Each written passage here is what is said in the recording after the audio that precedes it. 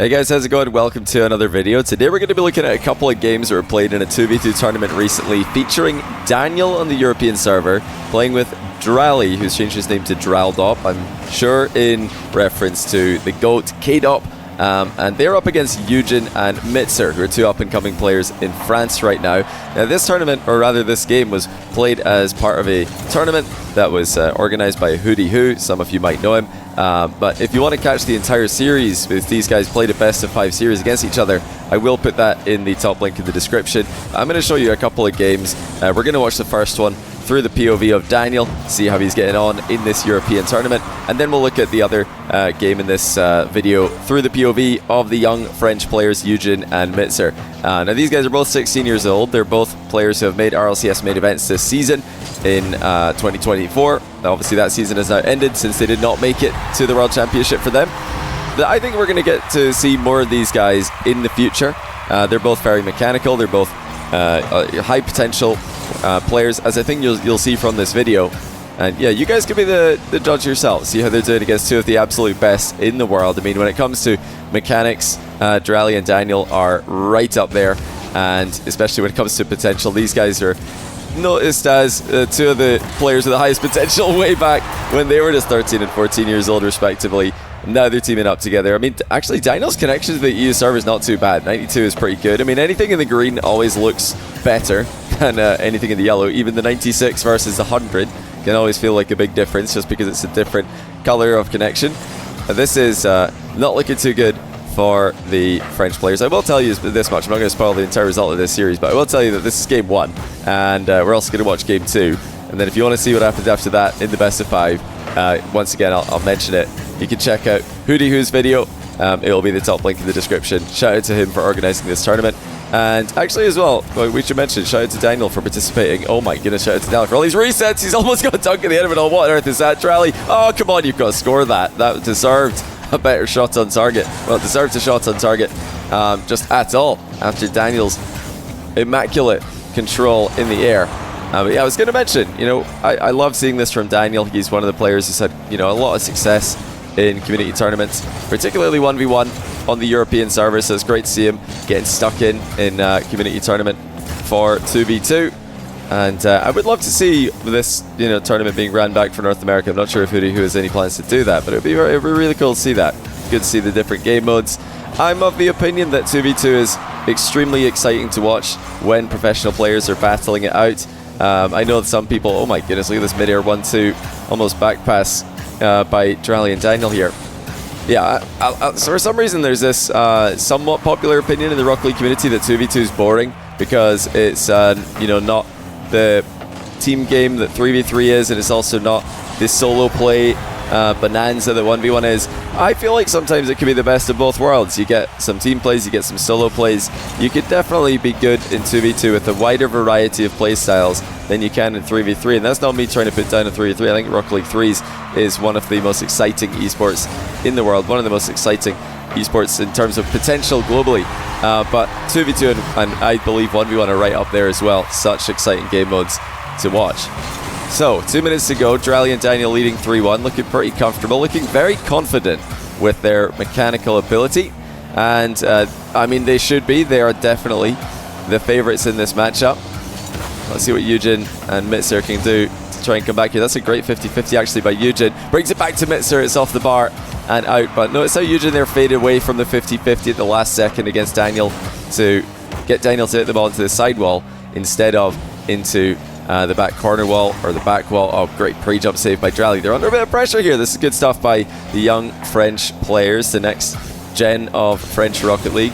I mean, it's interesting to think about France as a Rocket League nation at the moment. If you're to power rank the players, I think, you know, all the players on the big French orgs would be in your top 10 or just straight up in your top 8. There are 8 players in total on those teams, 3 in Vitality, 1 in Carmine Corp, that's Vatira, and then of course you've got 2 in BDS and 2 in Gentlemate, so 8 in total. But when you ask yourself who's the 9th best French player, it's pretty unclear actually. Maybe Sizen, he played in the San Diego Major last season to pretty good effect, but you know, it does that merit being called the 9th best French player in 2024, because Rocket League changes so fast? You know, these guys are all battling for that title, and it might not sound like much, but actually being top 10 in France as an individual is pretty good. A lot of good French players at the moment, as you're all aware. Okay, 4-1. Looks like Dralii and Daniel have survived the brief onslaught by Eugen and Mitzer there, but that'll do, I think, a little bit for Eugen and Mitzer's confidence, seeing that they can cause problems for Dralii and Daniel, albeit not getting a goal at the end of all their efforts. The main, I think, way to get any kind of success in competitive 2v2 is synergy on the pitch. This is the thing that can be lacking. So most of the practice that pros get into is solo queue or ranked, and synergy isn't always the best when you're playing ranked. You could just be doing your own thing. So I think, you know, really, if you're looking at competitive 2s, you're looking at all the best players in the world playing 2s, it's all about trying to synergize together, trying to have the best team play. Oh, nice job there. Oh, it's in as well for 4-2. That was a really good job by Mitzer and Eugen, sitting on Daniel on the goal line while the last shot came in. Didn't matter, the game was already over. But let's get into game number 2, see if they fare any better. Alright, game 2, Eugen and Mitzer outmatched pretty early in the first game, but actually, for game 2, it's going to be the other way around. It's a cheat kickoff, very close cheat by both teams. Goes into the net of Dralii, and Daniel looked like Dralii cheated slightly off centre there. Maybe Daniel indicated that he was going to try and force the ball in that direction. And it didn't barely moved, it just stayed dead centre. Now, one thing you will see, especially if you've been watching any EU ranked recently in YouTube videos, or, oh, look at the camera, look down there by Mitzer, whose POV we're on, just to keep an eye on what's happening in front of the ball. I was going to mention, if you watch any EU ranked recently in Twitch or YouTube, then you'll know that, yeah, everybody cheats super close. It's, I mean, it's pretty risky, to be honest. It's not safe at all. But it's what pros like to do. They like to cheat close. They don't like to get beaten to the ball.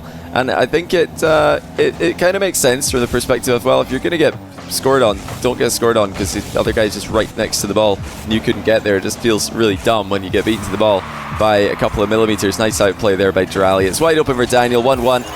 As they cut that lead right back inside the first minute.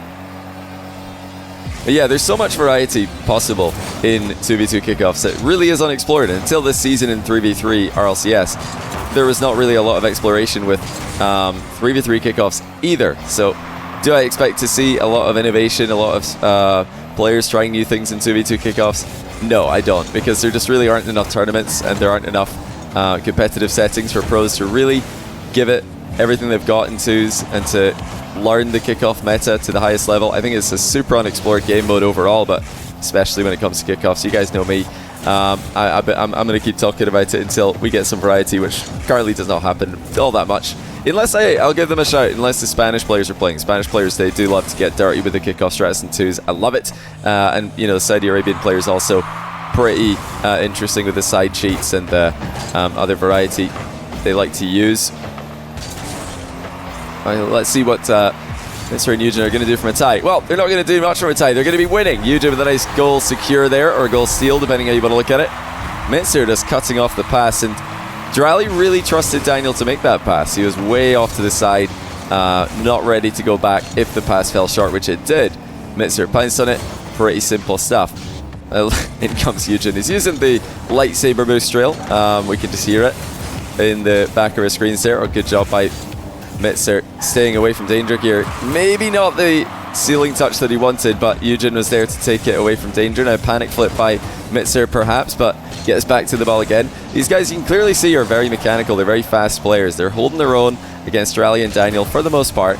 When it comes to boost management, they're not getting completely swamped. They're not getting completely outpaced to the ball. And I love Mitzer's use of his camera to keep an eye on what's going on. Eugen just comes in and takes the boost of the ball off in there, but it looked like Mitzer was in a bit of trouble, so it did make sense for Eugen to come in and help him.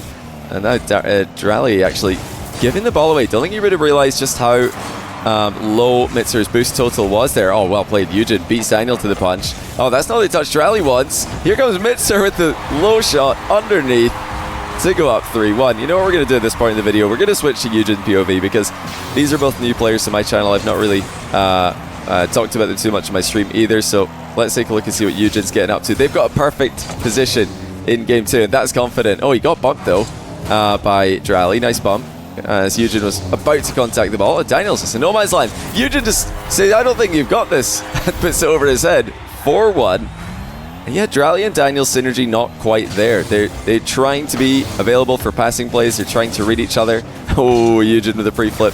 Redirect attempt, not on point with it, but I love the attempt. Just the fact that he's going for that. Oh, no way. Oh, Dralii with... No, sorry, not Dralii. Daniel with the tightest angle double tap off the inside of the post. Eugen not wasting any time in the counter-attack. He goes for a tight angle double of his own. That's gone way wide.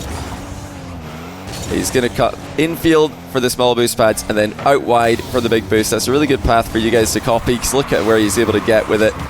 Didn't rush into the back corner for the boost and then have a tough time pressuring the ball if it did go immediately middle. He was there for it if it came to him. Didn't. And then he only went for the corner boost when he knew he had the time. This is a phenomenal position for the young French stars. Eugen might have just missed the ball there, but it's worked pretty well as a fake. And now he's going for the 1v2. He just bumps Dralii out of the way after flicking it past Daniel. Bit of a disconnect between Dralii and Daniel here. Daniel's challenge got outplayed. Dralii was not able to close the gap before Eugen recovered, and that allowed him to complete the 1v2 play. Now, earlier on I mentioned that 2v2 synergy is everything in competitive. It's not just synergy in offense, it's not just passing, it's synergy in everything. It's following up each other's challenges. You need to be a unit on the pitch. If your teammate challenges in twos and they get outplayed, you've got to be ready to get the ball before the attacker can make a 1v2 outplay. Now, that's just not on the second challenger, that's on the player who's challenging first to actually challenge at a good time. So, Dralii and Daniel not really doing that this game. They're getting taken apart, and this would be a huge upset in a single elimination quarterfinal for what, well, I think would have been the tournament favourites going in. But they have lost game 2 pretty handily. Can't really blame them for the 6th goal. They were pricing up extremely aggressively, looking for any kind of late comeback, and in doing so they left the door open for 6-1. But what game for the young French stars. Final reminder, I'm not going to be showing you guys games 3, 4 and 5 from this series. If you do want to see those, they'll be the top link in the description. Shout out again to Hoodie Who for putting on this tournament. Definitely go and support him and check out how this series concluded between the Daniel Dralii tournament favourites and the young French up-and-comers in Mitsur and Eugen. Definitely two names to keep an eye out for in the off-season and into next season. But for this video, that is all you're going to see of them. Enjoy the third game on Hoodie Who's channel. Top link in the description. See you guys next time.